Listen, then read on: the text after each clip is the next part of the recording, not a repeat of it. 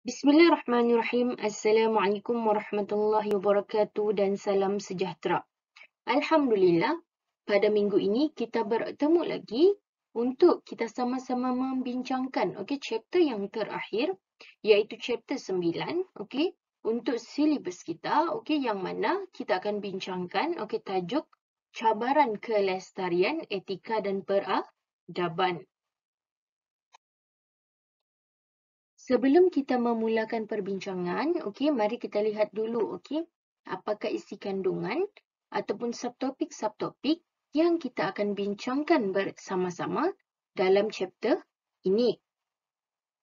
Secara umumnya, dalam chapter ini, kita ada 4 subtopik yang utama.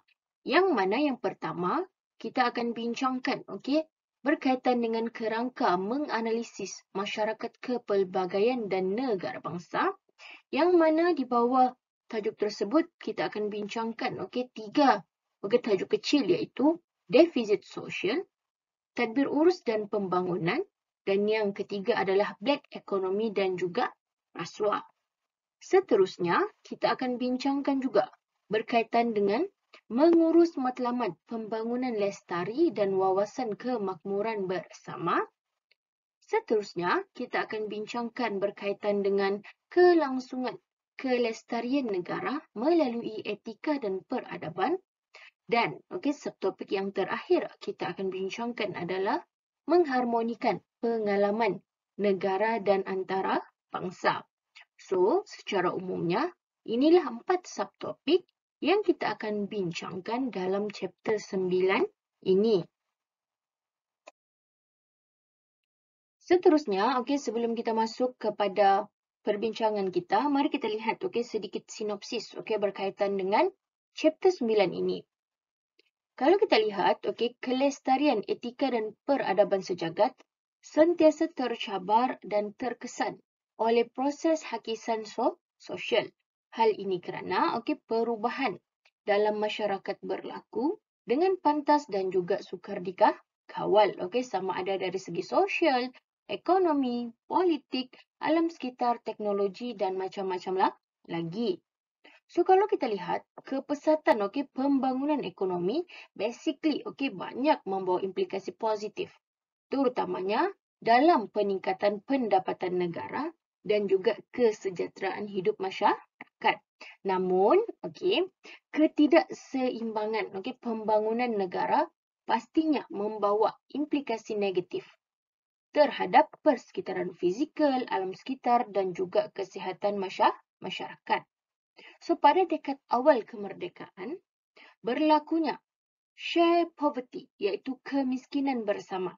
Namun, setelah pelaksanaan dasar ekonomi baru, iaitu DEB, Malaysia telah mencapai pertumbuhan ekonomi yang baik dan menjadi pemangkin kepada shared prosperity, iaitu kesejahteraan bersama, yang terangkum di dalamnya kesepaduan sosial.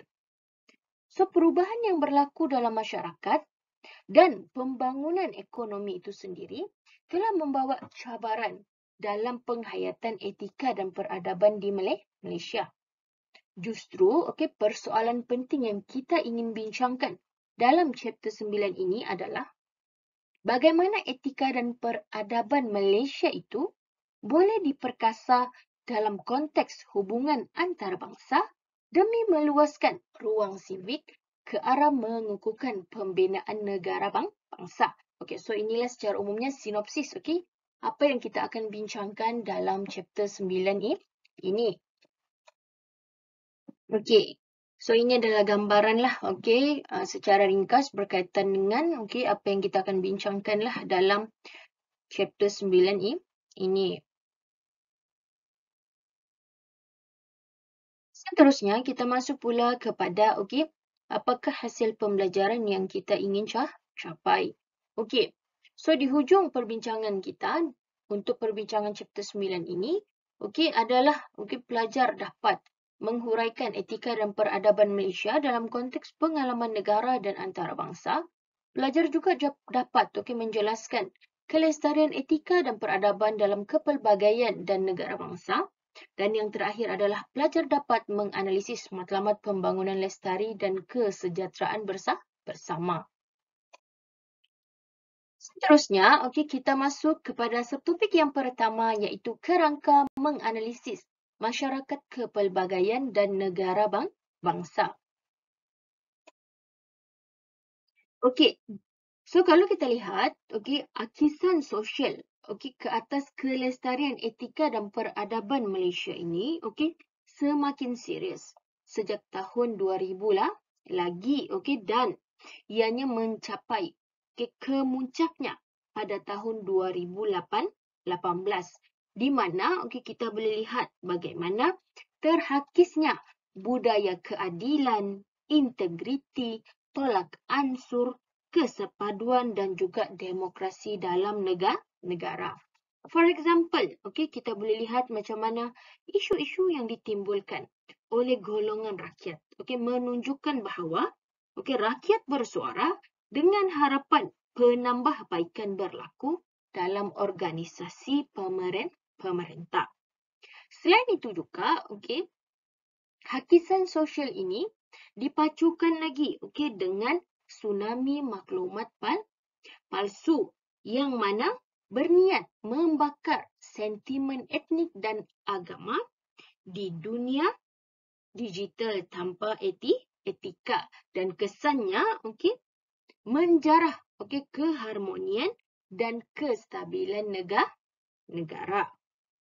So hakisan sosial ini ke atas kelestarian etika dan peradaban negara akan kita tinjau dari 3 aspek berikut, iaitu defisit sosial, tadbir urus dan pembangunan, dan yang ketiga adalah black economy dan juga rasuah. Sebelum kita bincangkan dengan lebih mendalam lagi ketiga-tiga aspek ni, mari kita lihat serba sedikit berkaitan dengan aspek-aspek ini. Yang pertama dalam aspek defisit sosial. So kalau kita lihat dalam konteks pembangunan negara lah secara umum masih lagi wujud golongan miskin tanpa mengira etnik di bandar dan juga luar bandar. Dan juga dalam sektor pertanian sara diri dan juga estet. Malah ada negeri-negeri yang masih terperangkap dengan kemiskinan sehingga peluang dan akses kepada pendidikan dan kesihatan masih lagi terbatas dan pada tahap yang rendah. Kalau dalam konteks pembinaan bangsa ataupun nation building, isu-isu yang berkaitan dengan etnik, bahasa, budaya, agama, kekeluargaan, raja, perlembagaan persekutuan, undang-undang tubuh negeri, sejarah dan identiti negara masih lagi memerlukan inisiatif pencerahan berterusan agar kita ini rakyat Malaysia menghayati kepentingan menjulang kesepaduan sosial dalam masyarakat. Yang kedua pula adalah tadbir urus dan pembangunan.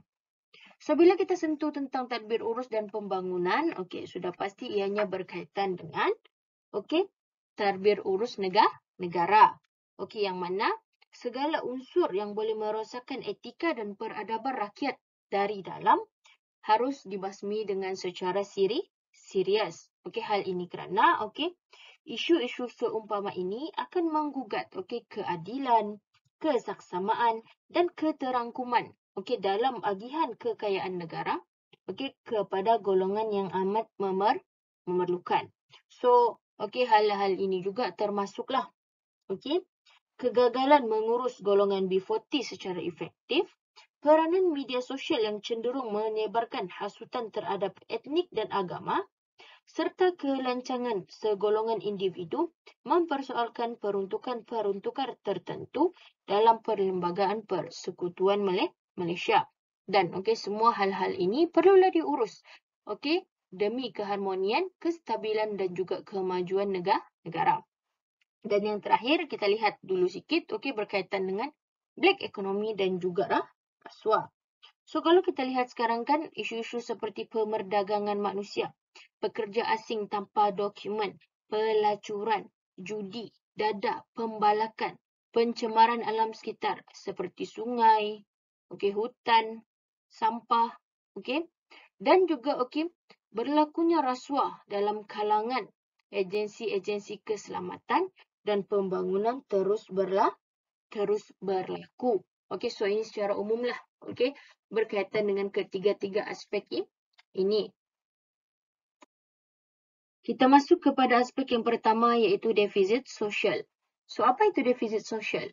So, defisit sosial ini adalah kekurangan dalam konteks sosial yang memerlukan usaha penyatu paduan yang berterusan untuk meningkatkan tahap kesepaduan disebabkan oleh jurang perbezaan persepsi dan pendapat dalam kalangan kelompok yang berbeza.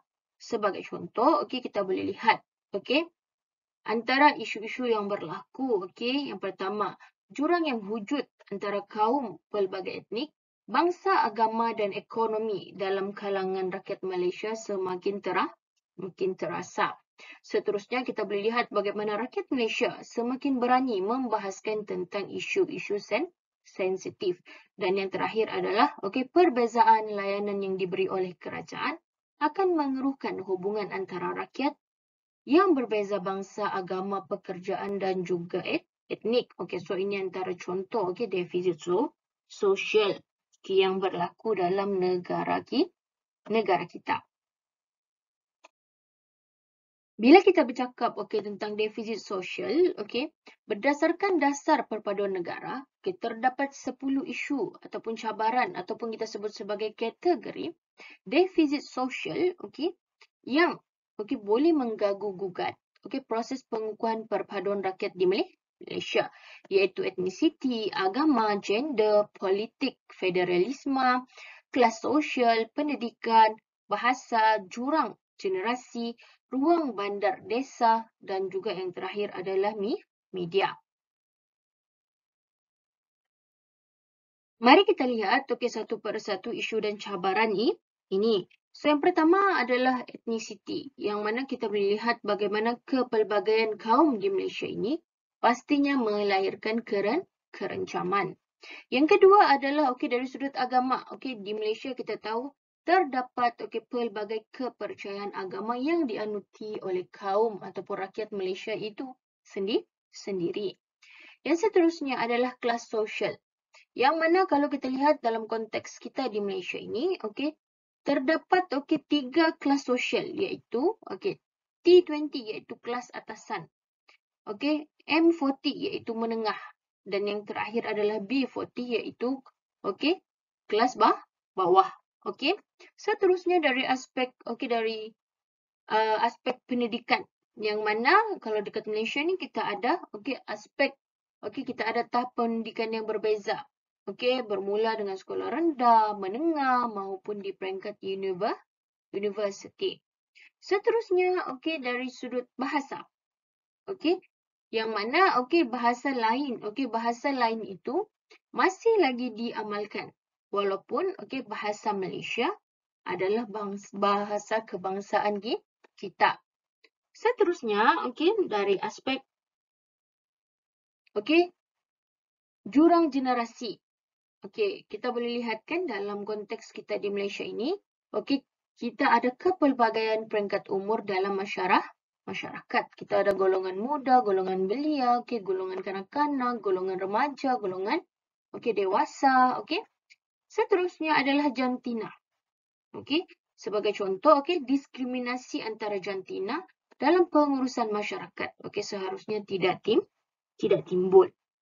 Seterusnya adalah politik federalisme yang mana pembahagian kuasa antara kerajaan dan masing-masing mempunyai bidang kuasanya yang tersendiri seperti yang telah termaktub dalam Perlembagaan Persekutuan.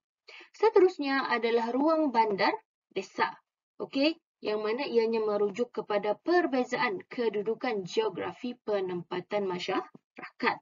Dan yang terakhir adalah media yang mana pengurusan maklumat yang tepat, betul dan menyeluruh dalam media sangat penting pada masa kini sebab kita boleh lihat bagaimana kebanjiran maklumat palsu yang ada dalam media. So inilah secara umumnya 10, okey, penjelasan berkaitan dengan isu, cabaran ataupun kategori divisi sosial yang wujud. Seterusnya, kita masuk kepada aspek yang kedua iaitu tadbir urus dan pembangunan. So, apa itu tadbir urus? Tadbir urus ini adalah cara atau sistem mentadbir, mengurus, mengawal selia, dasar fungsi atau perjalanan sesebuah negara, perbadanan syarikat dan sebagainya. Selain itu juga, tadbir urus ini merujuk kepada tindakan yang diambil dan dilaksanakan oleh barisan individu yang mempunyai kuasa daripada pelbagai peringkat pengurusan. Menurut Muhammad Gunawan, antara kriteria tadbir urus yang bagus itu ada 6. Iaitu hak bersuara dan accountability, kestabilan politik tanpa keganasan, keberkesanan kerajaan, kualiti pengawal seliaan, kedaulatan undang-undang dan juga kawalan rasuah. So, apa yang kita boleh simpulkan? Apa yang kita boleh fahami?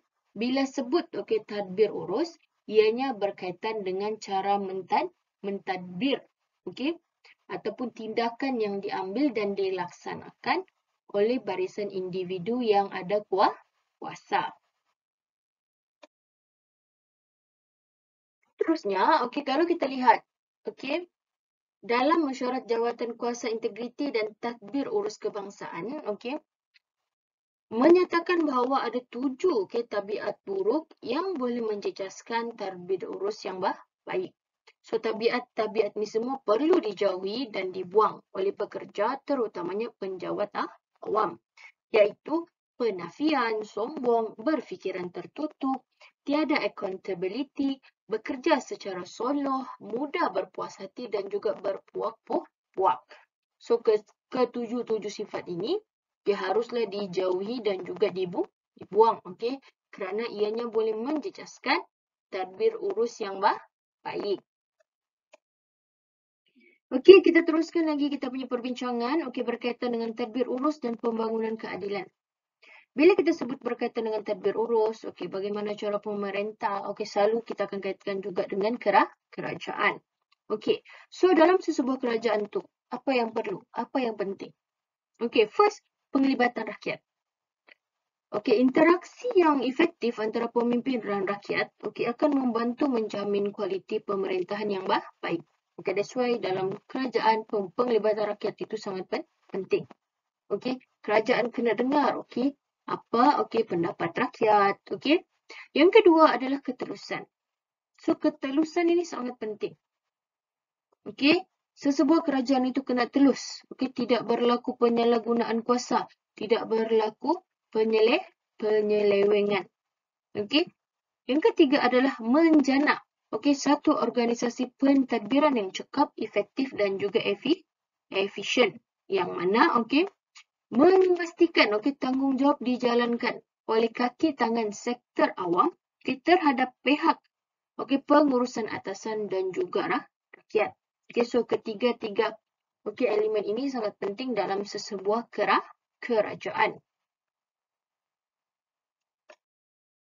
Seterusnya, kita masuk pula kepada objektif tadbir urus. Yang mana ada 5, iaitu menyemai dan meningkatkan keyakinan rakyat terhadap keupayaan kerajaan untuk melaksanakan dasar yang telah dimandatkan. Yang kedua adalah untuk mengekalkan accountability dalam sistem penyampaian perkhidmatan awam. Yang ketiga adalah menjamin kesejahteraan sosial dan ekonomi rakyat serta masyarakat. Yang keempat adalah menjamin perpaduan demi kestabilan negara. Dan yang terakhir adalah matlamat keselamatan negara. So itu adalah objektif dalam tadbir urus. Seterusnya, apa pula peranan kerajaan dalam menangani isu-isu dalam tadbir urus ini. So yang pertama adalah kerajaan hendaklah bertanggungjawab dalam menangani sebarang perubahan yang berlaku dalam pentadbiran. Seterusnya, kerajaan juga perlu menyediakan agihan belanjawan yang adil dan saksama. Seterusnya, berkaitan dengan penggunaan media sosial. untuk menghasut etnik, agama dan juga perlembagaan persekutuan haruslah diambil perhatian dalam pengurusannya. Okey, dan isu-isu berkaitan dengan kesihatan. Okey, for example, okey yang kita hadapi pada masa kini iaitu okey pandemik corona virus, okey juga perlu diberi perhatian. Okey, hal ini kerana okey keadaan-keadaan ini membawa kepada kebimbangan rakyat sekaligus menggugat keharmonian dan kemajuan negara. So ianya menjadi peranan okey kerajaan untuk okey mengawal okey keadaan ini okey dan juga okey menangani isu-isu ini. Seterusnya, kita masuk kepada aspek yang ketiga iaitu black economy dan rasuah. So, kita lihat dulu yang pertama iaitu black economy.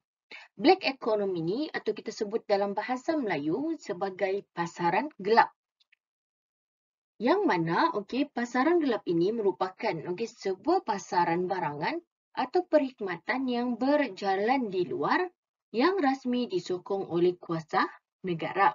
Yang mana, okey, black economy ni ianya dijalankan secara sengaja dan mempunyai motif tertentu sebagai contoh, menghindari tanggungjawab membayar cukai, mengelakkan okey tanggungjawab mengikuti prosedur operasi yang standard seperti mana yang telah ditetapkan oleh pihak kerajaan seperti pelaksanaan upah minimum para pekerja, standard keselamatan dan sebagainya.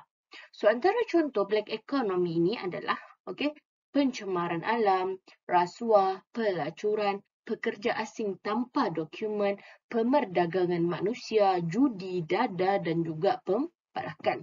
So kalau kita lihat contoh-contoh black economy ini okey banyak okey berlaku dalam negara kita. Okey pasti ada isu tentang pembalakan haram. Okey, lepas tu tentang pencemaran alam.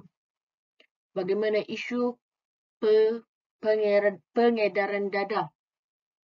Okey, judi. Lambakan pekerja asing okey tanpa dokumen. Okey. So kalau kita lihat contoh-contoh okey black economy ini banyak okey berlaku dalam negara kita.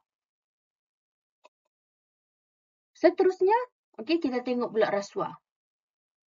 Kalau dalam indeks persepsi rasuah CPI okey tahunan pada 2019, Malaysia ni berada di tanggal 51 daripada 180 buah negara berbanding dengan kedudukan ke-61 pada tahun 2018. Selain mencatatkan sebanyak 6 mata kepada 53 berbanding 47. Namun demikian, okey kalau kita lihat isu rasuah ini tidak lagi asing di Malaysia maupun negara luar. So anggota-anggota yang sepatutnya okey membantras okey perlakuan rasuah ini sebaliknya melindungi pesalah-pesalah ini. Okey hal ini kerana aktiviti rasuah telah berleluasa dan menjadi kebiasaan dalam kalangan kita. Bagi CPI ataupun indeks persepsi rasuah pada tahun 2020, hanya ada dua kemungkinan sahaja. Either Malaysia terus memperbaiki kedudukan atau merundum disebabkan oleh pengaruh sara laku, rasuah, penyelewengan serta manipulasi kuasa. So cabaran yang paling besar adalah bagaimana untuk membantras masalah rasuah ini dengan efektif dan meningkatkan nilai integriti seseorang tersebut. Itu cabaran yang paling besar.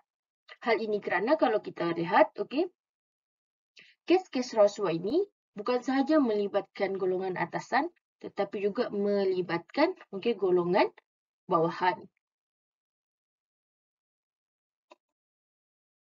Okey, kalau kita lihat dalam Akta Suruhanjaya Pencegahan Rasuah Malaysia, 2009, iaitu Akta SPRM 2009, Akta 694, terdapat 4 kesalahan rasuah yang utama. Yang pertama adalah berdasarkan Seksyen 1617(A) Akta SPRM 2009, iaitu meminta ataupun menerima rasuah. Yang kedua adalah Seksyen 17(B) Akta SPRM 2009 iaitu menawar atau memberi suapan. Seterusnya adalah Seksyen 18 Akta SPRM 2009 iaitu mengemukakan tuntutan palsu. Dan yang terakhir adalah Seksyen 23 Akta SPRM 2009 iaitu menggunakan jawatan atau kedudukan untuk suapan pegawai badan awam. Okay, so ini adalah antara 4 kesalahan rasuah yang utama berdasarkan Akta Suruhanjaya Pencegahan Rasuah Malaysia 2009. Seterusnya, mari kita lihat salah satu langkah yang telah diambil oleh kerajaan dalam membantras isu rasuah yang semakin berleluasa dalam kalangan masyarakat kita.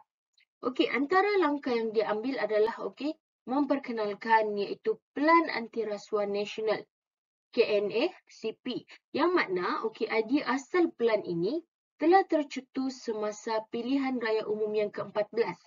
Yang mana pada PRU ke-14 itu, Pakatan Harapan ataupun kita sebut sebagai PH memberikan penekanan kepada usaha untuk memastikan negara kita ini iaitu Malaysia dikenali kerana integritinya dan bukan kerana rasuah.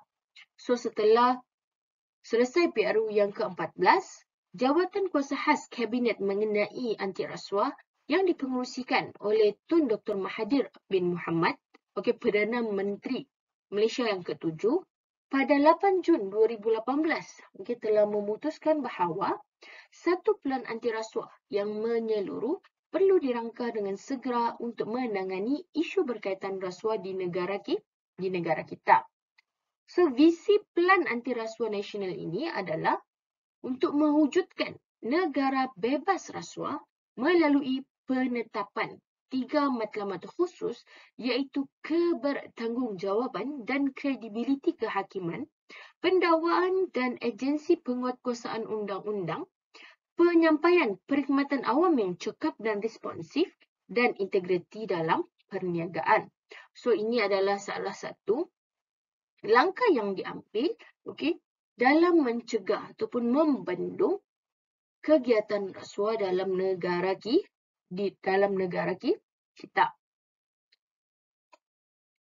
Seterusnya, kita masuk kepada subtopik yang kedua, iaitu mengurus matlamat pembangunan lestari dan wawasan kemakmuran bersama. Yang pertama, kita bincangkan dulu berkaitan dengan konsep pembangunan lestari. So, apa itu pembangunan lestari? Konsep pembangunan lestari ini adalah suatu bentuk pembangunan yang bertujuan memenuhi keperluan dan keadaan masa kini tanpa menjejaskan kemampuan, keperluan serta kepentingan generasi masa hadapan dalam memenuhi keperluan mereka. So, secara asasnya, konsep pembangunan lestari ini selaras dengan syariat Islam. Hal ini kerana ianya bermatlamatkan kebaikan serta bersesuaian dengan keadaan semasa. Buktinya, kalau kita lihat, pembangunan lestari ini merangkumi beberapa tuntutan yang berkaitan seperti yang pertama, berlaku adil kepada semua makhluk Allah Subhanahu Wa Taala. Yang kedua adalah berhemah dalam setiap penggunaan. Yang ketiga adalah berhikmah dalam membuat sebarang keputusan terhadap persoalan dan permasalahan yang berlaku. Dan yang keempat adalah beradab dalam menyantuni kehidupan sebagai hamba kepada Yang Maha Pencipta Allah. So apa yang kita boleh fahami? Pembangunan lestari ini adalah satu bentuk pembangunan yang mana ianya bertujuan untuk memenuhi keperluan dan keadaan masa kita sekarang ini tanpa menjejaskan kepentingan generasi masa hadapan. Seterusnya, kita bincangkan pula berkaitan dengan matlamat pembangunan lestari. Matlamat pembangunan lestari ini dikenali juga sebagai Sustainable Development Goals ataupun SDG. So, matlamat pembangunan lestari ini basically terdiri daripada 17 matlamat utama yang telah dikemukakan oleh PBB, iaitu Pertubuhan Bangsa-Bangsa Bersatu, dalam Perhimpunan Agung PBB pada tahun 2015 untuk dicapai pada tahun 2030 sebagai agenda demi pembangunan dan kemaslahatan manusia dan juga bumi. So, dengan menjadikan SDG sebagai rujukan, kerajaan telah menyusun langkah dan mengatur Pelan Kelestarian Negara. So, antara pelaksanaan Pelan Antirasuah Nasional 2019-2023, yang bertujuan merealisasikan matlamat 16 dalam SDG. Selain itu, Malaysia terus mengorak langkah merealisasikan matlamat SDG menerusi Dasar Komuniti Negara, Pelan Tindakan Online Service Index atau OSI 2019-2020 dan sebagainya. Negara kita juga merupakan antara penganjur terawal persidangan SDG di rantau Asia Tenggara ini, yang mana negara kita telah adakan persidangan SDG pada 6 dan 7 November 2019. So, kalau kamu lihat, inilah antara 17 matlamat utama SDG, yang mana antaranya adalah zero hunger, good health and well-being, quality education, life on land, life below water. So ini antara contoh-contoh lah, matlamat SDG. Seterusnya, kita bincangkan sedikit berkaitan dengan konsep kesejahteraan bersama, shared prosperity. Secara asasnya kalau kita lihat, konsep kelestarian ini sebenarnya menitik beratkan pembangunan yang bersifat lestari dan mampan dengan keadaan persekitaran yang pada akhirnya ianya sebenarnya bertujuan untuk mewujudkan kesejahteraan hidup dalam kehidupan bermasyarakat. So, keadaan sejahtera secara tidak langsung memberi kelebihan dalam menstabilkan ekonomi dan politik negara. Selain dapat terus mengukuhkan lagi perpaduan dalam kalangan masyarakat multi-etnik di negara kita. Seterusnya, kita bincangkan pula berkaitan dengan Wawasan Kemakmuran Bersama 2030. So, apakah yang dimaksudkan dengan Wawasan Kemakmuran Bersama ni? Wawasan Kemakmuran Bersama 2030 ini adalah iltizam menjadikan Malaysia sebuah negara terus membangun secara mampan seiring dengan pengagihan ekonomi yang adil, saksama dan inklusif pada semua peringkat kumpulan pendapatan, etnik, wilayah dan rantai bekalan. So, apa yang kita boleh faham adalah Wawasan Kemakmuran Bersama 2030 ni adalah untuk menjadikan negara kita ni membangun secara mampan seiring dengan pembagian ekonomi yang adil, saksama dan juga inklusif. So, apa matlamat Wawasan Kemakmuran Bersama 2030 ni? So, matlamatnya adalah menyediakan taraf hidup yang wajar kepada semua rakyat pada tahun 2030.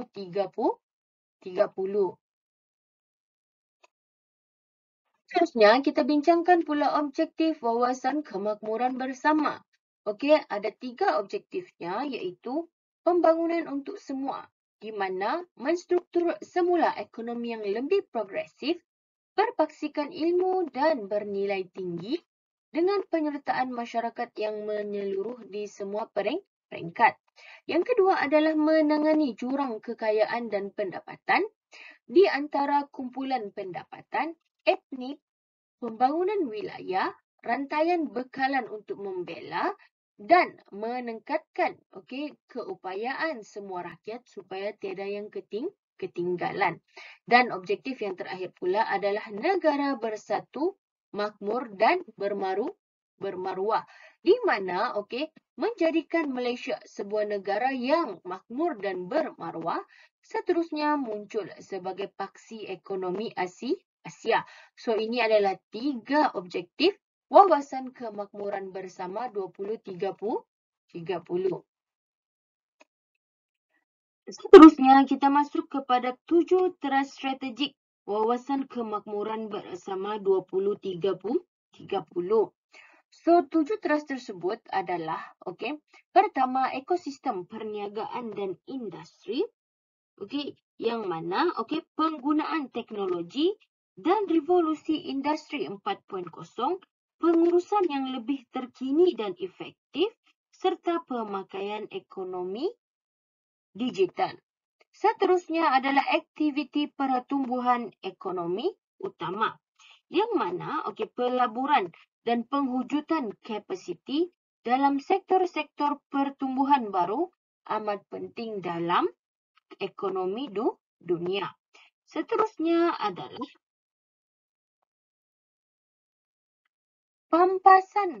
pasaran buruh dan juga pampasan pekerja, yang mana menentukan polisi dan program yang dapat memberi pendapatan yang lebih adil kepada pekerja supaya kenikmatan dapat dirasai oleh mereka.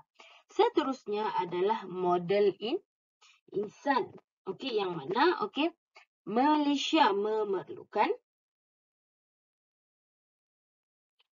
masyarakat yang matang, berilmu, bekerja keras dan juga mementingkan perpaduan. Seterusnya adalah kesejahteraan sosial, yang mana polisi dan program ke arah kesejahteraan sosial yang lebih menyeluruh harus diperkukuhkan berdasarkan prinsip memenuhi ekonomi keperluan. Seterusnya adalah keterangkuman wilayah, dan yang terakhir adalah modal sosial. So inilah secara umumnya 7 teras strategik wawasan kemakmuran bersama 2030.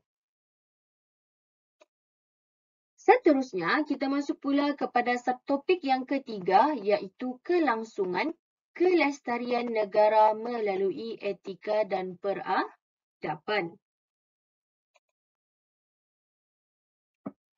Kalau kita lihat, kelangsungan kelestarian etika dan peradaban di negara kita ini tertakluk kepada pembinaan negara bangsa yang tersimpul dalam membina bangsa Malaysia dengan menjadikan perlembagaan persekutuan sebagai asasnya, serta tadbir urus dan pembangunan negara dengan adil dan terangkum untuk mengurangkan defisit sosial. Pengukuhan kedua-dua aspek ini akan dapat mengukuhkan keterikatan kolektif merentas etnik dan negeri sehingga terbinanya kesepaduan nasional. So kalau kita lihat berdasarkan IPNAS 2018 yang dijalankan selama 18 bulan dengan melibatkan 5,275 responden, iaitu kajian soal selidik, dan 7,226 melalui dialog rakyat, seluruh negara mendapati perpaduan dalam konteks kepelbagaian kaum, budaya, adat resam belum lagi dicapai. Meskipun negara kita sudah lama merdeka. So apa yang kita boleh fahami adalah bila kita sebut tentang kelestarian etika dan peradaban di Malaysia ni, ianya tersimpul pada dua perkara, iaitu kepatuhan kita kepada perlembagaan persekutuan, itu yang menjadi asasnya, dan juga tadbir urus yang baik dan beramanah. Seterusnya, kita masuk pula kepada konsep perpaduan, kesepaduan dan penyatupaduan. So basically ini adalah kita ulang kaji je. Sebabnya, konsep ini kita telah bincangkan dalam chapter 4. So mari kita lihat. Kita ulang kaji, kita refresh balik. So yang pertama adalah perpaduan. So, bila kita sebut perpaduan, ianya merujuk kepada proses yang menyatupadukan anggota masyarakat dan negara seluruhnya melalui proses ideologi negara. Supaya tiap-tiap anggota masyarakat dapat membentuk satu identiti dan nilai bersama serta satu perasaan kebangsaan bersama dalam kalangan mereka. Itu yang satu. Yang mana perpaduan ini maksud dia menyatupadukan anggota masyarakat supaya apa? Dapat membentuk satu identiti dan nilai bersama. Yang kedua adalah kesepaduan. So, kesepaduan ini kita gambarkan apabila pemimpin dan rakyat mencapai persetujuan untuk bersetuju dalam banyak hal. Namun, kita kena akui bahawa banyak lagi perkara yang belum dan tertangguh penyelesaiannya yang kita label sebagai defisit sosial. Dan yang terakhir adalah penyatupaduan. So, penyatupaduan ini adalah pelbagai bentuk usaha yang perlu terus dilaksanakan untuk kita mencari penyelesaian defisit sosial dengan membina tapak integrasi pada semua lapisan masyarakat. So kalau kita lihat berdasarkan kepada ketiga-tiga konsep ini, pada hakikatnya, negara kita Malaysia berada pada tahap kesepaduan. Dan negara kita masih menuju ke arah perpaduan. So sedang ceritanya apa yang kita kecapi pada saat ini adalah kesepaduan. Seterusnya, mari kita lihat beberapa contoh tapak integrasi. So antara contohnya adalah Perlembagaan Persekutuan, Wawasan 2020, Kementerian Perpaduan, Rukun Negara, Ops COVID-19, Pasar Malam dan juga Bahasa Kebangsaan. So ini adalah antara contoh tapak integrasi kita di Malaysia. Seterusnya kita masuk pula kepada tajuk yang baru iaitu pembangunan lestari. So apa itu pembangunan lestari? Pembangunan lestari ini merupakan pendekatan pembangunan penempatan yang didiami manusia yang dijalankan secara terancang dan berterusan. So prinsip pembangunan lestari adalah untuk memenuhi keperluan pada masa kini tanpa mengorbankan keperluan generasi masa akan datang. So basically, pembangunan lestari ini menggabungkan kelestarian ekonomi, masyarakat dan alam sekitar dengan pembasmian kemiskinan dan kesaksamaan agihan pendapatan sebagai salah satu matlamat utama yang penting. So, pembentukan komuniti lestari ini akan dapat merangsang kepada pertumbuhan ekonomi yang mampan melalui penyediaan peluang pekerjaan yang lebih berdaya saing serta mampu mempertingkatkan kesejahteraan hidup komuniti setempat. Seterusnya, apakah tiang sokongan pembangunan lestari ini? So, tiang sokongan pembangunan lestari ini adalah pembangunan ekonomi, pembangunan lingkungan dan juga pembangunan sosial. Seterusnya, apa pula faedah pembangunan lestari ini? Faedahnya adalah pertama, mewujudkan kesepaduan nasional dan perpaduan dalam negara, melahirkan masyarakat yang harmoni dan damai selain kelangsungan pembangunan. Dan yang terakhir adalah rakyat berkongsi nilai bersama keadilan, keterangkuman, tolak ansur, bertanggungjawab dan juga prihatin.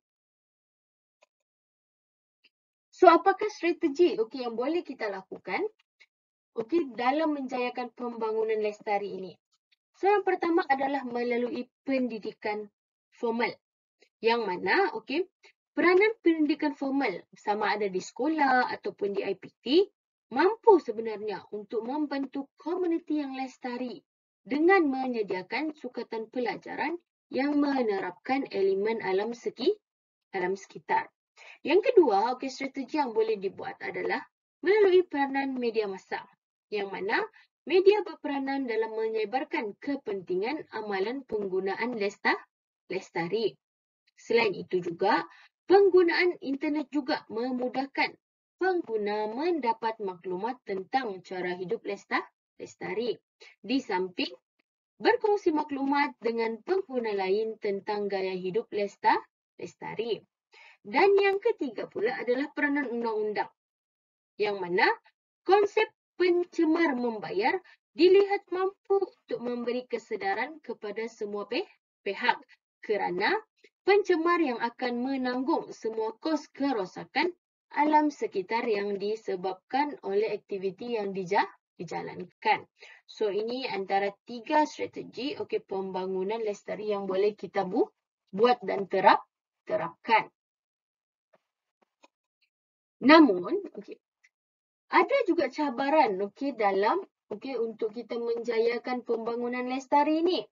Sebagai contoh, yang pertama adalah trend pengguna, yang mana penggunaan sumber per kapita oleh penduduk didapati meningkat pada kadar yang lebih pesat berbanding kadar pertumbuhan penduduk dunia.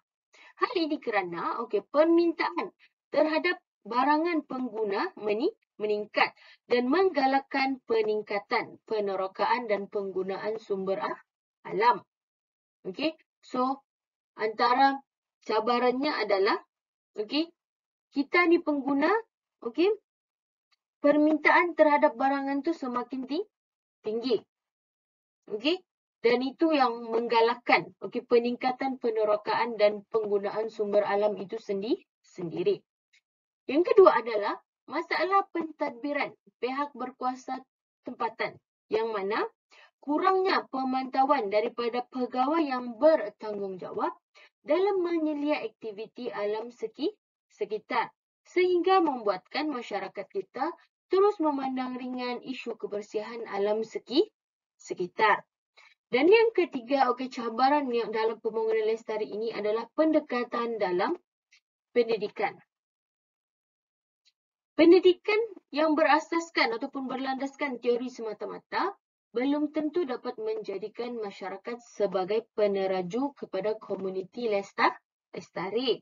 So, konsep pembelajaran yang tidak hanya menekankan teori, tetapi aspek praktikal juga perlu diketengahkan kepada pelajar bagi mendedahkan pelajar dengan aktiviti penggunaan yang lestari. So, ini antara 3 cabaran yang dihadapi dalam pembangunan lestari. Kalau tadi kita sudah bincang berkenaan dengan pembangunan lestari, so sekarang kita akan bincangkan pula berkaitan dengan RMK ke-12 ataupun kita sebut sebagai Rancangan Malaysia ke-12.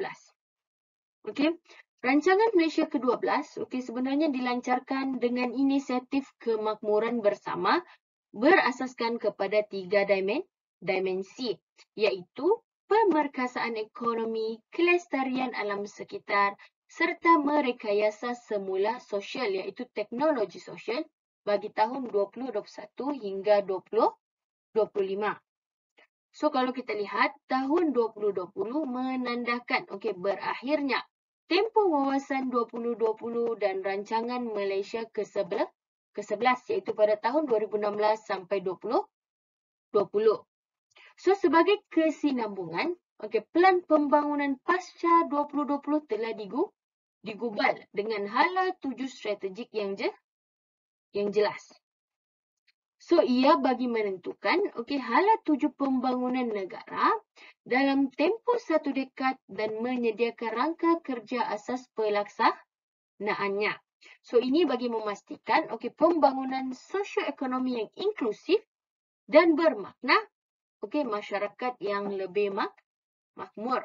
So, kalau kita lihat, ada 6 teras rancangan Malaysia yang ke-12, iaitu yang pertama, mengutamakan pekerjaan kepada warga negara.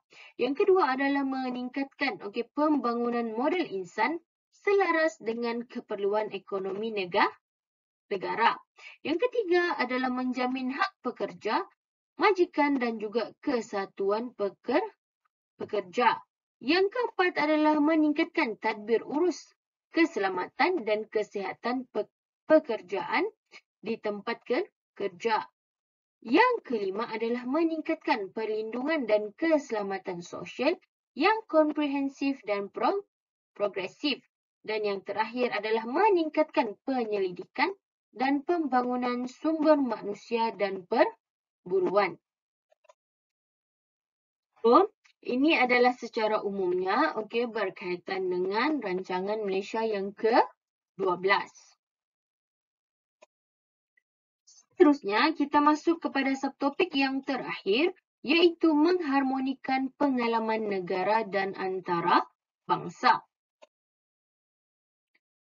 Negara kita ini Malaysia diiktiraf sebagai negara contoh oleh kebanyakan negara, khususnya dalam mengurus dan mengharmonikan kepelbagaian, khususnya dalam mengurus pelbagai isu atau permasalahan berkaitan dengan penyatu paduan, kesepaduan, perpaduan serta pengekalan keharmonian dalam masyarakat di negara kita yang berbilang etnik, bangsa, agama dan juga budaya.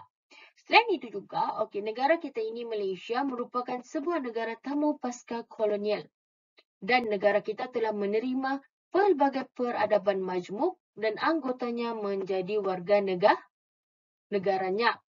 So, pertemuan dan pergaulan peradaban majmuk ini telah memperkayakan peradaban kewatanan Melayu, Bumi Putera Sabah dan juga Sarawak melalui proses difusi dengan pinjam-meminjam budaya, pemakanan, bahasa dan budaya kerja di antara mereka. So, berdasarkan pengalaman Malaysia, ianya menunjukkan bahawa pembangunan setinggi mana kadar pertumbuhan ekonominya, kalau pengagihan dan kesejahteraan rakyat tidak dijaga, ianya tidak boleh menjamin kedamaian, kesepaduan perpaduan dan juga kestabilan negara. Maka, hasil pembangunan yang dinikmati oleh kumpulan kecil yang bersuara dan berkuasa sahaja perlu dijauhi. Hal ini kerana keadilan dalam pengagihan kekayaan negara perlu ditegakkan dan dinikmati bersama.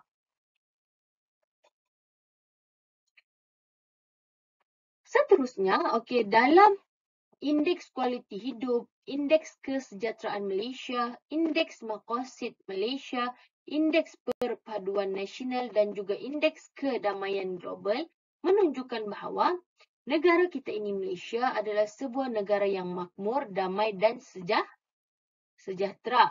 So, kejayaan negara kita, Malaysia dalam mentadbir urus dan pembangunan negara dengan baik, adil dan terangkum adalah satu formula yang boleh dikongsi bersama dengan negara-negara yang masih berhadapan dengan permusuhan dan konflik etnik dan agama dalam negara mereka.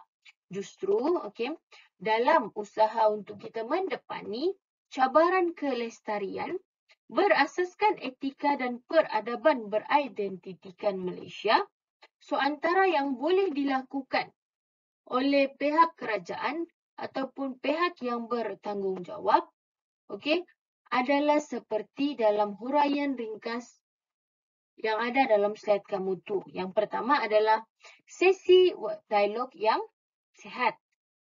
Ianya untuk apa? Untuk mengurangkan prasangka serta prejudis dalam kalangan masyarakat dan memupuk semangat perpaduan, kebersamaan serta kekitaan dalam kalangan masyarakat. Yang kedua adalah sesi wacana bersifat akademik. Ianya bertujuan untuk meningkatkan interaksi positif serta membina kefahaman mengenai nilai agama dan kepercayaan bagi menangani isu sejagat yang boleh menggugat ketenteraman dan keharmonian dalam kalangan masyarakat.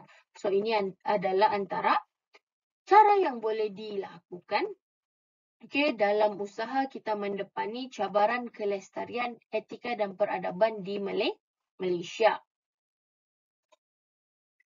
Sebagai kesimpulannya, melalui pengalaman Malaysia, sesebuah negara yang makmur dan kehidupan berkualiti tinggi, ianya tidak menjamin kedamaian, kesepaduan, perpaduan dan kestabilan negara sekiranya pengagihan dan kesejahteraan rakyat tidak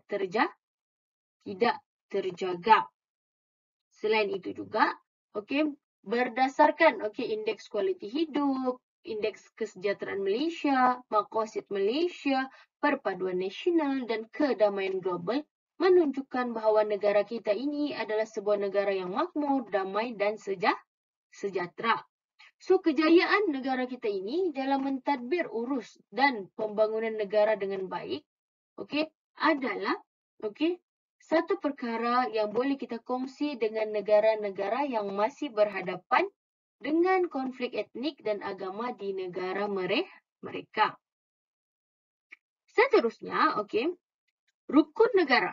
Rukun negara di negara kita ini telah melafazkan ikrar untuk mencapai wawasan negara yang dimulai dengan prinsip agama dan diakhiri dengan kesopanan dan kesusilaan sebagai cermin peradaban.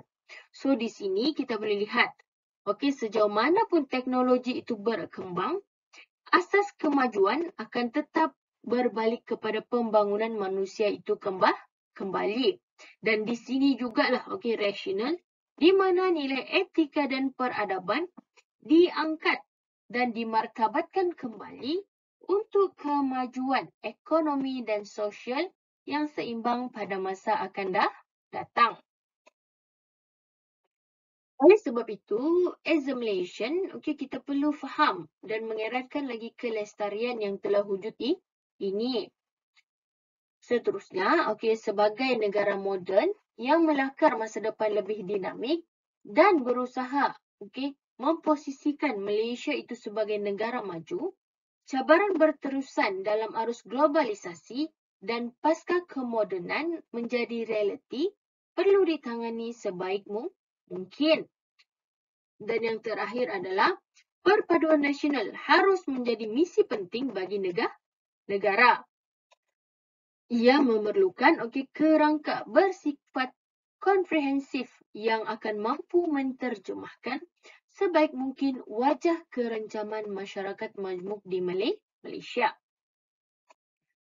Maka dengan ini, tamatlah perbincangan kita pada chapter 9 ini. Sekian, wabillahi taufiq wal hidayah. Assalamualaikum warahmatullahi wabarakatuh. Dan terima kasih.